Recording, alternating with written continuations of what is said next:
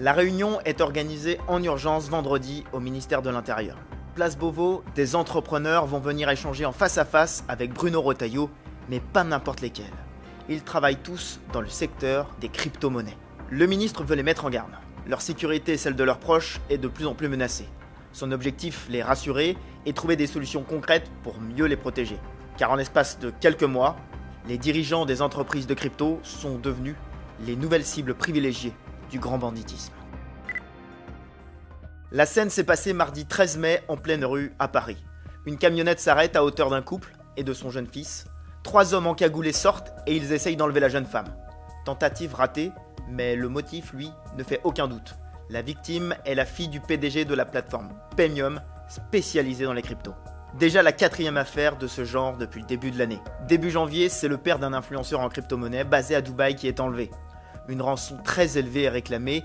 L'homme de 56 ans est finalement retrouvé dans le coffre d'une voiture près du Mans. Fin janvier, l'affaire la plus retentissante. Le cofondateur de l'entreprise Ledger, David Ballan, et sa compagne sont kidnappés chez eux dans le Cher. Une vidéo est envoyée à ses proches. On y voit un doigt de David Ballan coupé et une importante demande de rançon en crypto-monnaie. Il est finalement libéré par la BRI le 22 janvier. Et encore récemment, au début du mois de mai, le père d'un homme ayant fait fortune dans les crypto-monnaies est enlevé par 4 hommes encagoulés, en plein Paris là aussi. Il sera libéré 2 jours plus tard.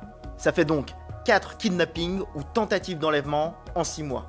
Pourquoi les entrepreneurs en crypto sont-ils devenus les cibles des criminels?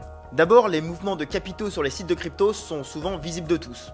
En gros, vous pouvez un peu voir qu'il y a beaucoup d'argent.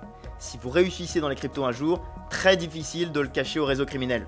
Et les entrepreneurs eux-mêmes, pour attirer de nouveaux clients ou investisseurs, exposent souvent leur réussite sur les réseaux sociaux. Forcément, cela suscite les convoitises. Si les cryptos sont dans le viseur des criminels, c'est aussi parce que braquer une banque ou une bijouterie, c'est de plus en plus dur. Les systèmes de sécurité sont plus performants. L'univers des cryptos, encore émergent, c'est lui surtout protégé contre les risques de piratage. Et il semble un peu moins bien préparé à ce genre d'attaque physique. Il arrive parfois que certains investisseurs ne sécurisent pas assez leurs clés d'accès à leur portefeuille de crypto. En gros, on parle d'un code secret privé qui permet d'effectuer toutes les transactions. Il peut être inscrit sur une clé USB, un simple papier ou dans un coffre-fort. Bref, l'attaque physique peut avoir pour but de s'en emparer. D'ailleurs, autre intérêt pour les criminels, les rançons sont souvent demandées en crypto-monnaie directement. Logique, les sommes deviennent ainsi moins traçables pour les enquêteurs. Selon la police, les auteurs présentent souvent un profil jeune et peu expérimenté. Un donneur d'ordre peut aussi se trouver à l'étranger, à la tête de réseaux criminels dotés d'équipes réparties dans plusieurs pays.